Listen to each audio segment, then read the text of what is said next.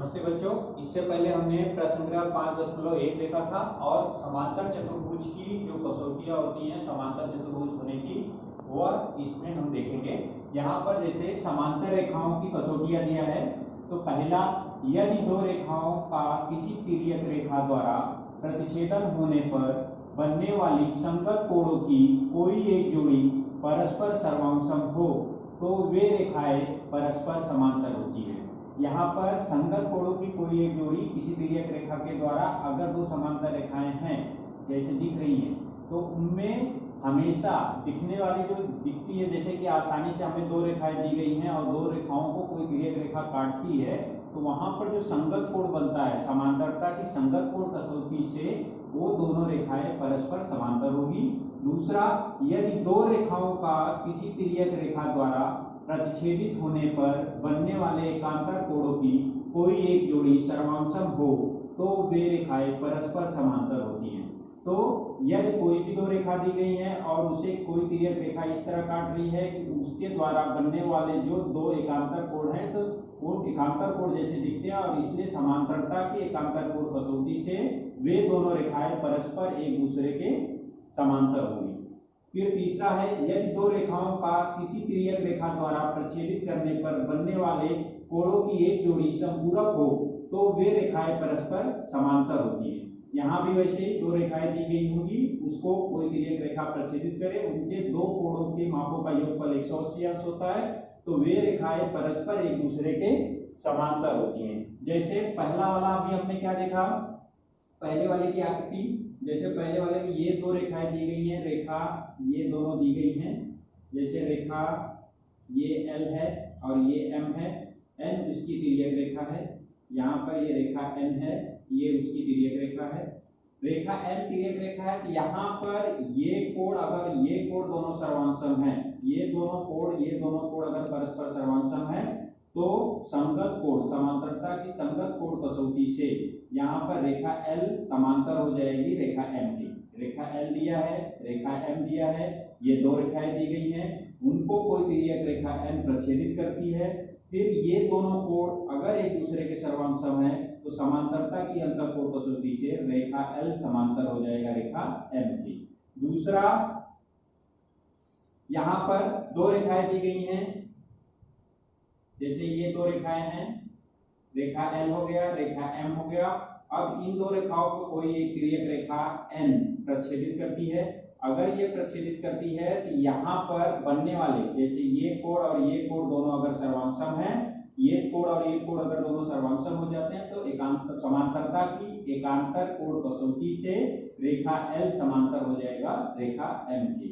तीसरा है, जैसे दो रेखाएं दी गई हैं, ये दो रेखाएं दी गई हैं, इन दोनों रेखाओं को कोई तिर्यक रेखा N, ये रेखा L हो गया, यहाँ पे रेखा M और ये रेखा N जो उनकी तिर्यक रेखा है, ये दोनों कोणों के मापों का योगफल अगर 180 अंश होता है, इसका और इसका, तो इन दोनों कोणों के मापों का योगफल 180 अंश होता है तो समांतरता की अंतर कोण कसौटी से रेखा L समांतर हो जाएगा रेखा M की। ये समांतर रेखाओं की कसौटियों के जो तीन प्रमुख मुद्दे दिए गए थे वो इस तरह हम समझ सकते हैं। अब इससे आधारित हम प्रमेय देखते हैं। प्रमेय समांतर चतुर्भुज की कसौटियों पर आधारित पहला प्रमेय जैसे दिया गया है। प्रमेय क्या है, यहाँ पर यदि किसी चतुर्भुज की सम्मुख भुजाओं की जोड़ियां सर्वांशम हो तो वह चतुर्भुज समांतर चतुर्भुज होता है।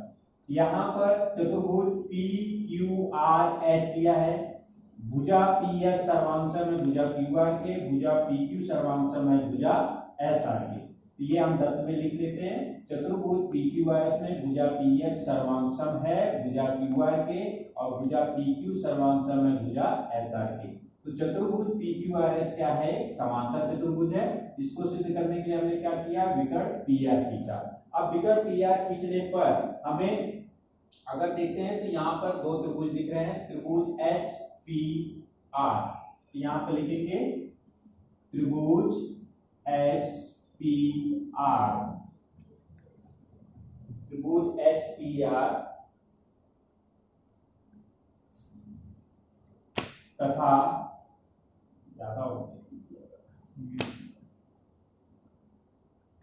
त्रिभुज SPR तथा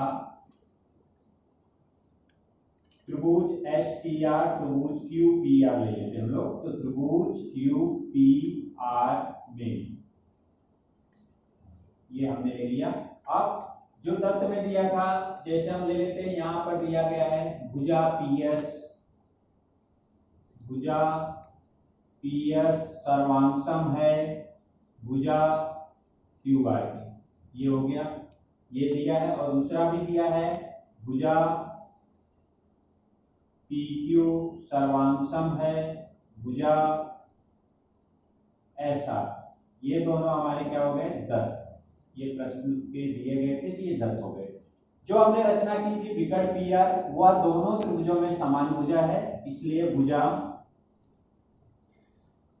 पी आर सर्वांशम है भुजा पी आर, और ये हो जाएगा सामान्य भुजा।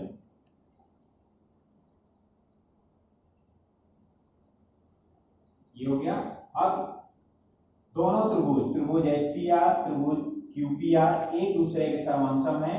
क्यों? सर्वांशमता की भू भू भू कसौटी से, इसलिए त्रिभुज एस पी आर सर्वांशम है त्रिभुज क्यू पी आर, और यहां पर हम लिखेंगे इसे सर्वांशमता की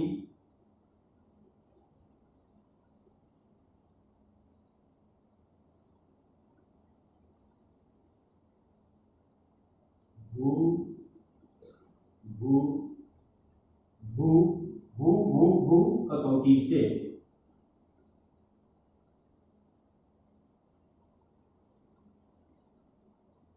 ये हो गया।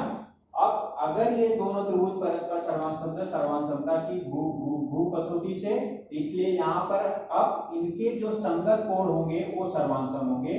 तो जैसे यहाँ पर कोण हमें मिल रहा है, जैसे कोण एस पी आर, कोण एस पी आर और कोण पी आर क्यू, ये दोनों कोण, ये दोनों कोण दिख रहे हैं। तो यहाँ पर क्या हो जाएगा, इस कोण एस पी आर सर्वांशम होगा कोण क्यू आर पी के, क्यू आर पी, तथा दूसरा वाला कोण, अब जैसे ये वाला कोण दिया है, ये कोण और ये कोण, तो क्या हो जाएगा, कोण क्यू पी आर, कोण क्यू पी आर सर्वांशम है कोण एस आर पी के, एस आर पी, और ये भी हो जाएगा सर्वांशम त्रिभुजों के संगत कोण, सर्वांशम त्रिभुजों के संगत कोण, सर्वांशम त्रिभुजों के संगत कोण, ये हो गया। अब यहां पर अगर हम देखते हैं, ये हमारा मान लेते हैं कथन 1 है, तो कथन 1 से, कथन 1 से कोण एस पी आर, कोण एस पी आर सर्वांशम है कोण क्यू आर पी, यह दोनों कोण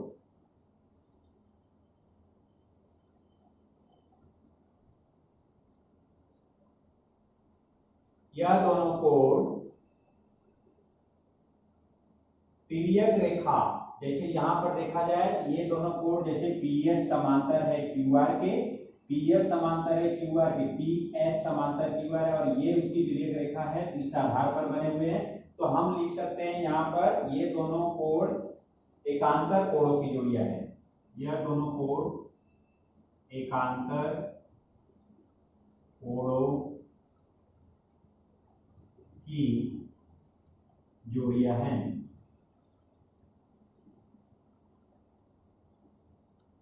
इसलिए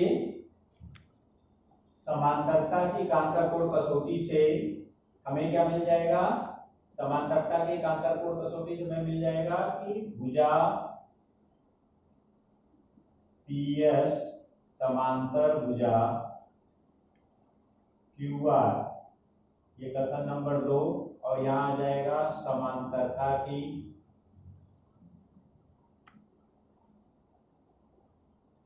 एकांतर कोण कसौटी से, समांतरता की एकांतर कोण कसौटी से, ये हो जाएगा।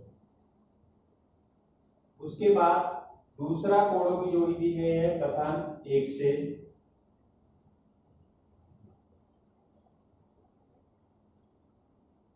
ये क्या हो जाएगा, कोण QPR सर्वांशम है कोण SRP के, परंतु यह भी क्या है, एकांतर कोणों की जोड़ी है। इसलिए भुजा PQ समांतर हो जाएगा भुजा SR, और ये कथन नंबर 3। और यहां पर हम लिखेंगे समांतरता की एकांतर कोण कसौटी से, समांतरता की एकांतर कोण कसौटी से, ये हो जाएगा। इसलिए कथन 2 तथा कथन 3 से चतुर्भुज PQRS एक समांतर चतुर्भुज है।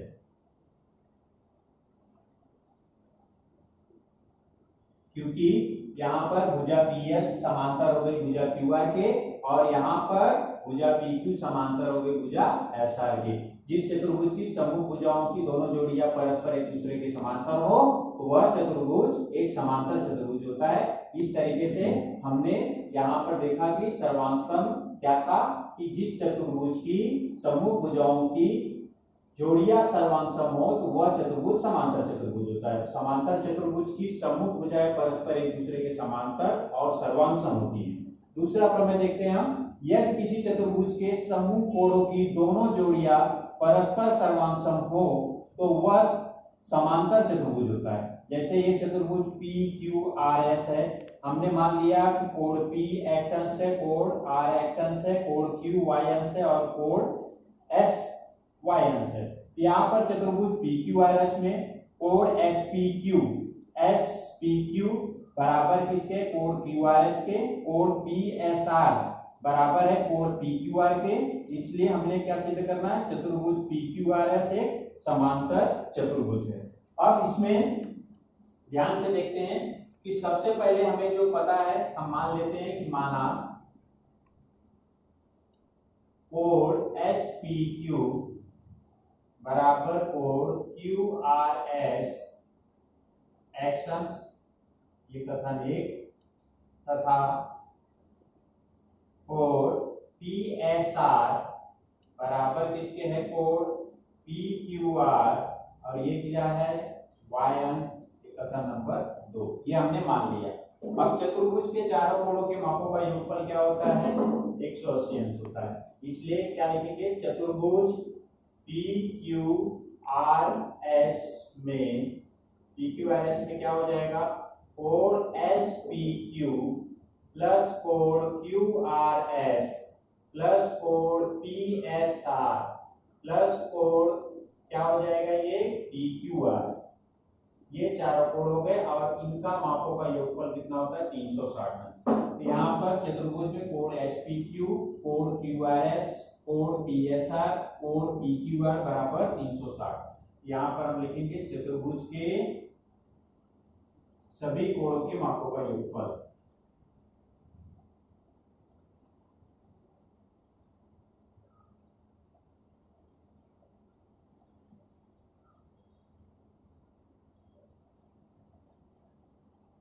सभी कोणों के मापों का योगफल, यहाँ पर क्या आ जाएगा, x प्लस x, इधर पे y प्लस y अंश, और यहाँ पर आ जाएगा 360।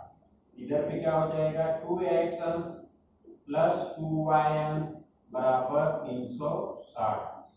फिर उसके बाद 2 को हम कॉमन ले लेते हैं, यहाँ पर क्या आता है x y ये, और इधर पे आ गया 360 अंश। इधर पे क्या हो जाएगा x अंश प्लस y अंश बराबर 360/2, इसलिए यहाँ पर क्या मिला x अंश प्लस y बराबर 180 अंश।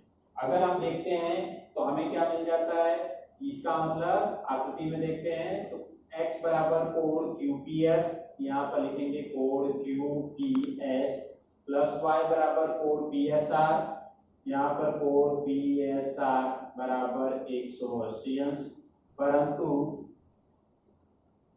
यह अंतःकोणों की जोड़ी है, अंतःकोणों की जोड़ी है, यहाँ पर लिखेंगे अंतःकोणों की जोड़ी है, इसलिए समांतरता की अंतःकोण कसौटी से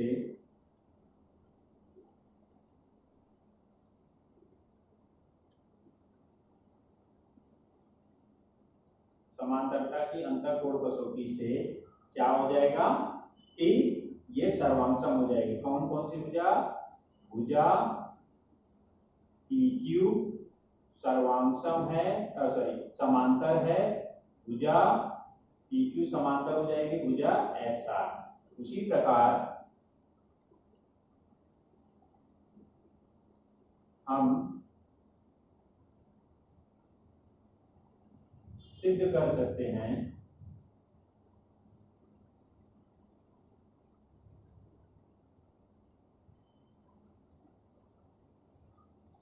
भुजा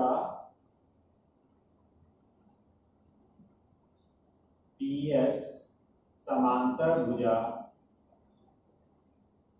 इसको दे सकते हैं हम यहाँ पर कथन नंबर 3, और इधर पे दे सकते हैं समांतर भुजा PS समांतर किसके हो जाएगा? QR के, यहाँ पर QR, ये कथन नंबर 4। तो कथन 3 तथा 4 से